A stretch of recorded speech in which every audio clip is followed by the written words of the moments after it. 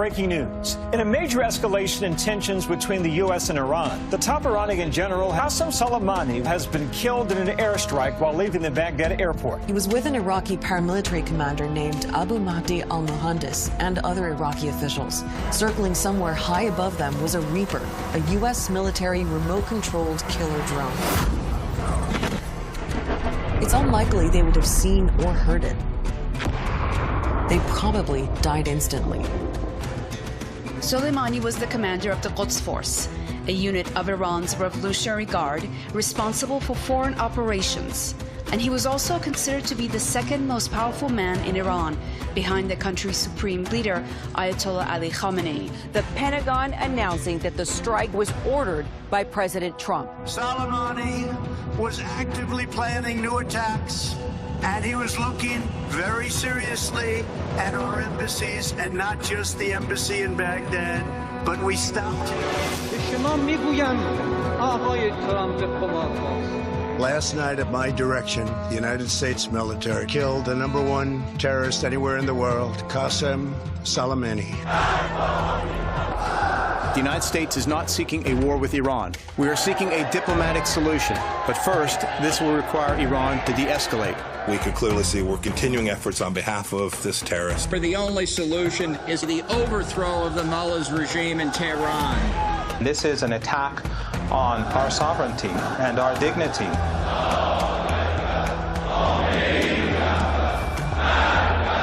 Whenever it's possible, we will take revenge.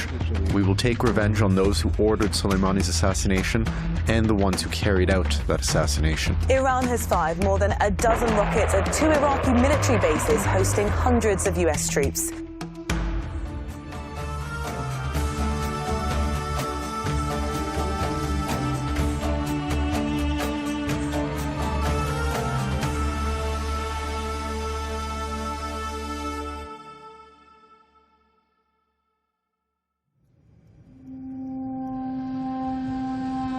Good evening, ladies and gentlemen. This is Captain speaking. My name is Mossadegh. Welcome on board Ukraine International Airlines, Boeing 737-800. On behalf of Ukraine International Airlines, I apologize for the delay. And approximately 5 minutes we will start our journey. Thank you for your attention. Civilian airliner PS-752 took off into the dark skies over Tehran. 6 minutes later, it was mistaken for a threat and shot down.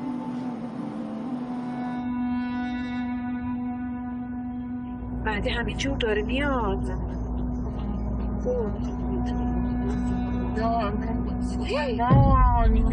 یا فاطمه زهرا این چی بود؟ وای مهدی این چیه؟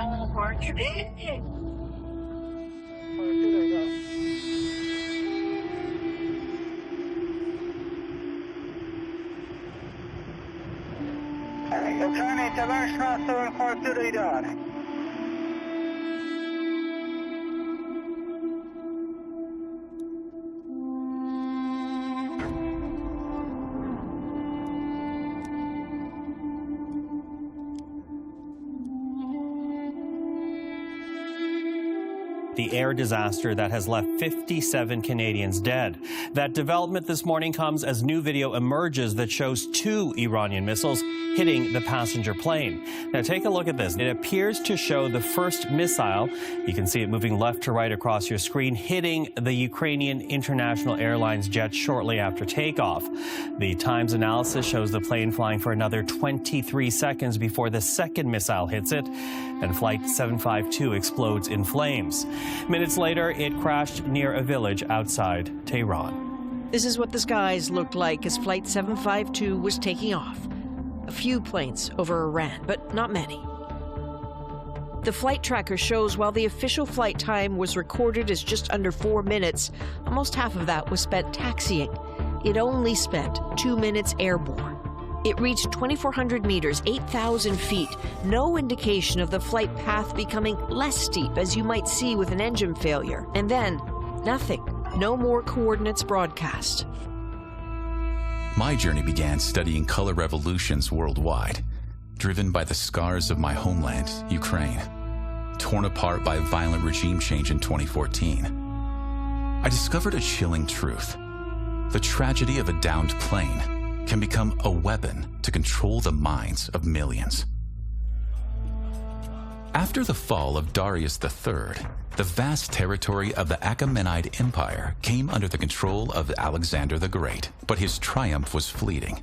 With no clear heir, Alexander's sudden death in 323 BC fractured his empire and unleashed a fierce struggle for power among his generals, known as the Diadochi. These wars splintered the Macedonian realm into four major Hellenistic kingdoms: the Seleucid Empire in the east, the Ptolemaic Kingdom in Egypt, the Kingdom of Macedon in Greece, and Pergamon in Asia Minor. This dramatic fragmentation has been foretold centuries earlier in the book of Daniel. The rough goat in the king of Grecia and the great horn is the first king. Now, that being broken, four kingdoms shall stand up out of the nation, but not in his power. The prophecy, interpreted by many as a vision of Alexander's rise and the division of his empire, echoed through history with striking precision.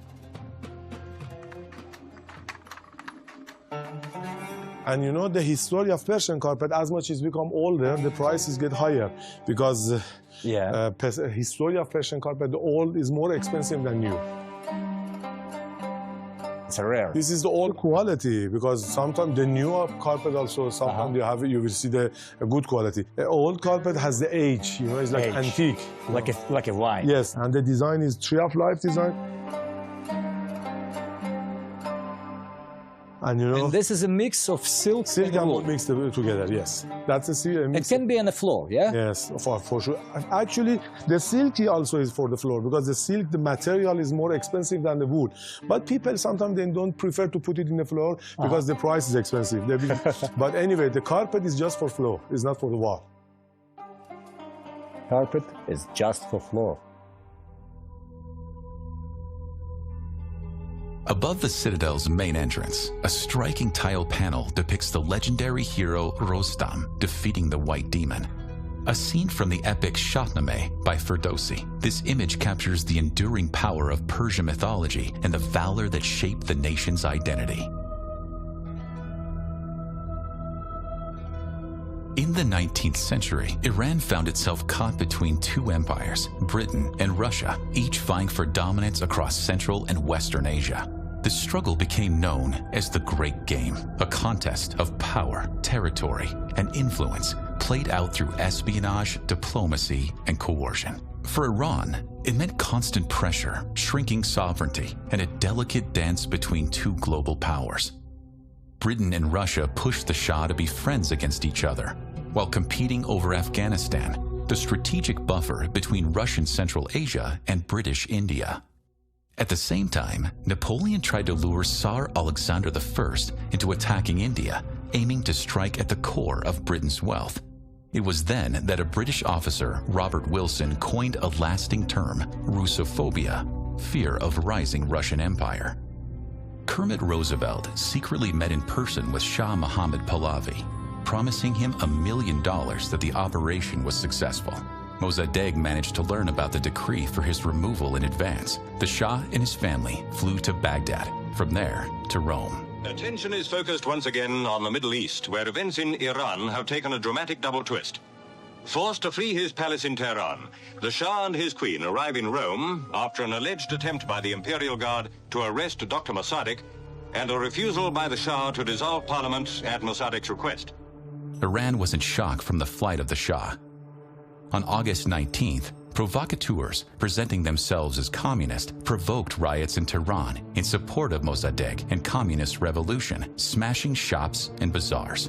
Against them, another group moved forward, also led by provocateurs who advocated stability, catching the communists and beating them up. In organizing the massacre, in which about 300 people died, local criminal authorities on the CIA payroll were active participants, transporting their fighters by bus to hotspots. By evening, the army, using tanks and aircraft, overcame resistance, captured government offices.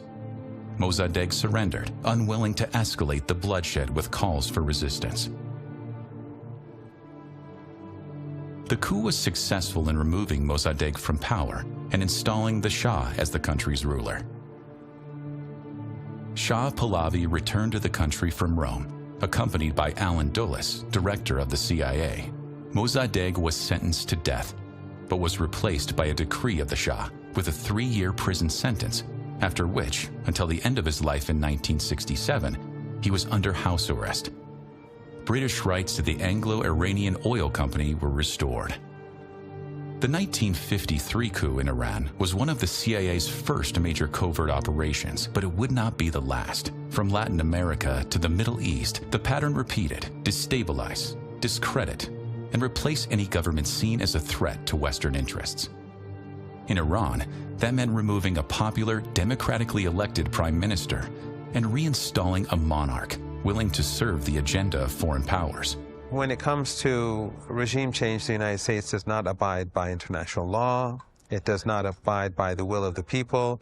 Iran is important for the United States. It's extremely important. The United States would like to undermine it because they want full control of this region. The Shah, now a key American ally, launched sweeping reforms with U.S. support, grand modernization projects, heavy investments in infrastructure, military, and education. Iran looked like it was on the fast track to becoming a regional power. Nothing foretold catastrophe. Just a few months before the revolution, American intelligence released a report that there were no serious threats to the Shah's power for the next decade.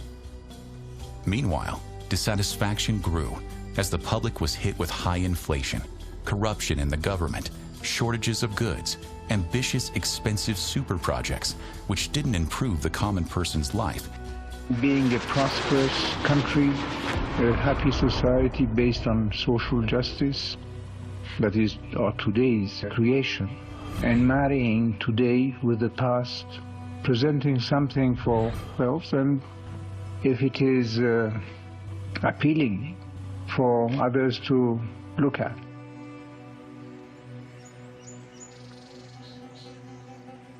Behind the tranquil fountain, gleaming under the desert sun, rises the brilliant hall, a once jewel of Qajar ambition, now a stage reclaimed by the modern monarchy.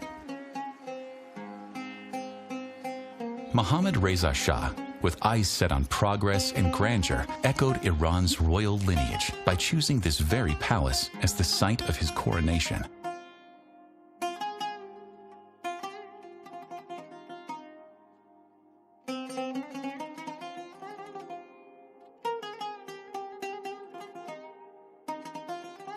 The marble throne, a symbol of absolute rule.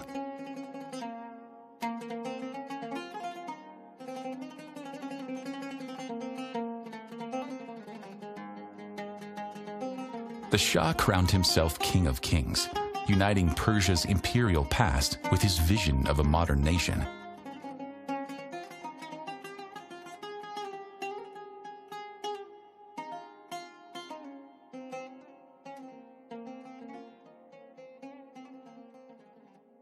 The Shah's autocratic regime results in him losing contact with the people in his country more and more.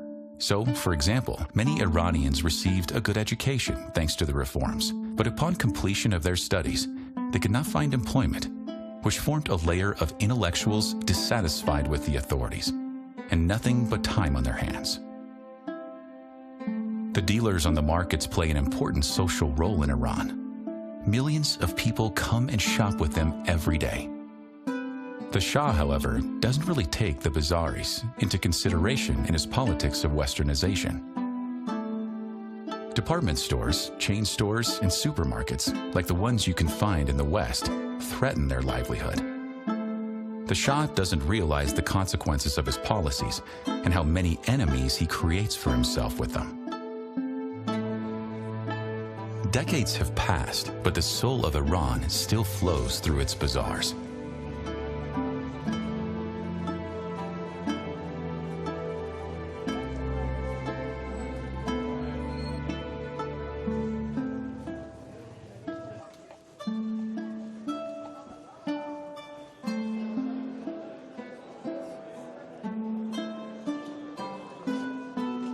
The Shah may have dreamed in crystal and steel, but here, in the scent of spices, in the weight of coins exchanged, in the rhythm of prayer and protest, the people remembered who they were.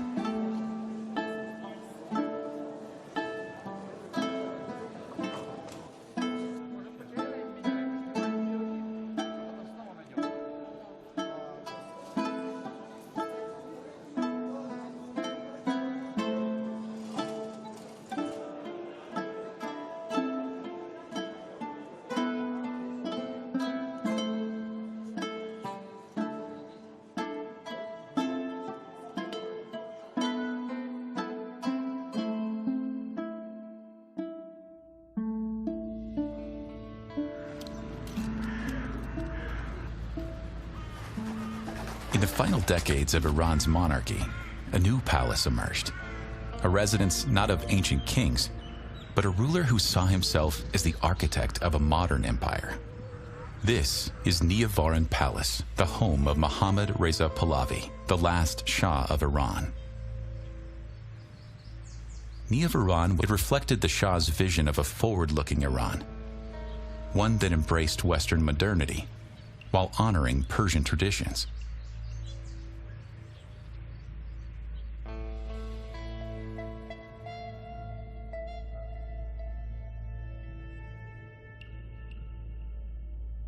The place was a symbol of power, but also of isolation, its walls shielding the monarchy from the growing unrest beyond its gates.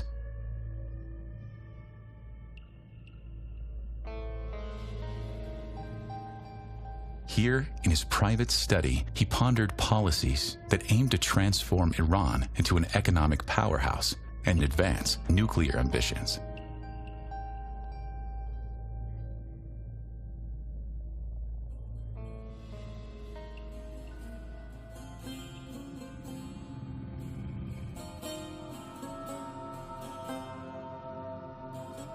Alongside the Shah, Queen Farah embodied the image of a modern monarchy. Her love of the arts transformed Niavaran into a sanctuary of culture. But beyond the palace walls, the tides of history were shifting.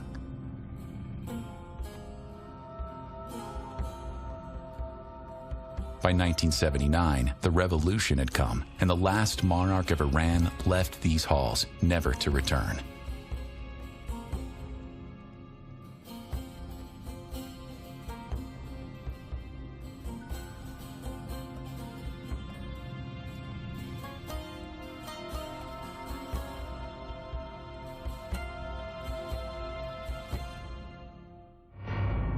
Savak, the Shah's secret police, had a bad reputation. The detainees were actively subjected to physical and psychological torture. We are now sophisticated enough to use the same methods that you people are using for interrogating the people that you have to. Who are you referring to, sir? Any of the sophisticated societies, they have some very efficient system of interrogation, which is much more psychological than physical. And do you regard that as justified? In case of betrayal of one's country, I could say anything goes. In 1978, there were at least 2,200 political prisoners in the country. A police officer or detective gets so mad at the behavior of the fellow that he has just arrested that he loses his head and he just punches on that fellow or breaks a chair on his head. These are some kind of human reactions that it's almost beyond control. At the same time, Iran did not have police forces specially trained or equipped to suppress riots. These functions were assigned to the army. As a result, demonstrations often ended tragically. Ayatollah Khomeini, a man who would become the leader of the Islamic Revolution in Iran, had a remarkable youth. At a young age, he became an orphan. His father was killed shortly after birth. He lost his mother at 15. From childhood, he studied diligently in Islamic educational institutions. By the age of 23, he himself was teaching Islam. The confrontation with the secular authorities most escalated with the proclamation of the White Revolution, which the Ayatollah called for a boycott. In 1964, he was expelled from Iran and continued to fight the regime from abroad. On September 8, 1978, the military in Tehran opened fire on demonstrators protesting martial law.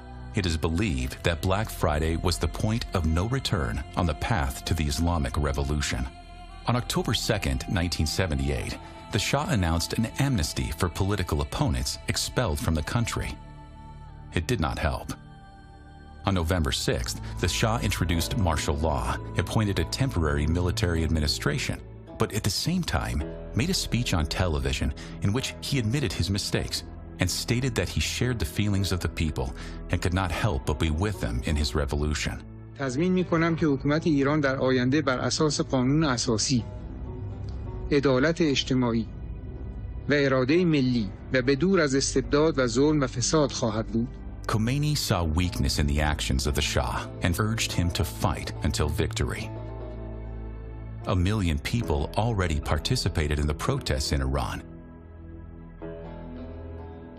The soldiers were ordered to confront the protesters, but the use of weapons was prohibited under threat of punishment. On January 16, 1979, the Shah flew with his family to Cairo. The people met the news of the departure of the Pahlavi with enthusiasm. Over the next 2 days, there was practically not a single intact statue of the Shah left in the country. The Islamic Revolution was a historical phenomenon in the last quarter of the previous century. We are those age of revolution. At that time, I was about 27, 30 years. We were coming from a nation from the thousands of years of kings and kings of the kings and emperors one after another. We said, let us try something modern for the civil life. So we adopted a kind of representative democracy, very similar to the United States, based on Islamic rationality. On February 1st, 1979, Khomeini returned from exile to a rapturous welcome. Within weeks, he appointed his own prime minister and called on the military to align with the new order. The monarchy collapsed. A referendum followed, and on April 1st, Iran was officially declared an Islamic republic. Power shifted into the hands of the clergy. A theocratic regime emerged, rooted in religion, shaped by revolution. Whatever evil our revolution had, it made us free of dominance. Nobody in the world can say that. They can say a lot about us. They are not respecting human rights, they are not modern, oh, fine. But nobody say that we are stooges of America.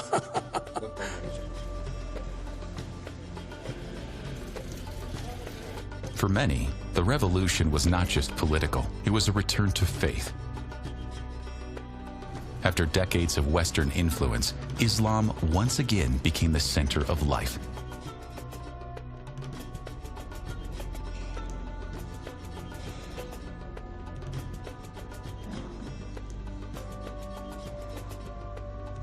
No longer just a private belief, faith now shaped laws, values, and governance. It was a return to roots, where faith and nation were one.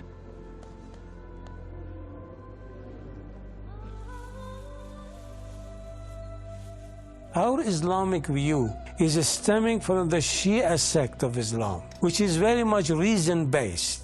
It's quite different from the Sunni sect, which is called rigid, solid, frozen on the text. We are not frozen on the text. We think reason is supreme. For the first time in our country, politicians get to the power by the ladder of the vote and come down with the ladder of the vote. This was unprecedented in our history. In November 1979, a dramatic shift occurred. Protesters stormed the United States Embassy in Tehran and took dozens of diplomats and staff hostage, an event that would define U.S.-Iran relations for decades. Here was not an embassy, it was a CIA center. This was a den of espionage, where they were plotting against the Iranian people.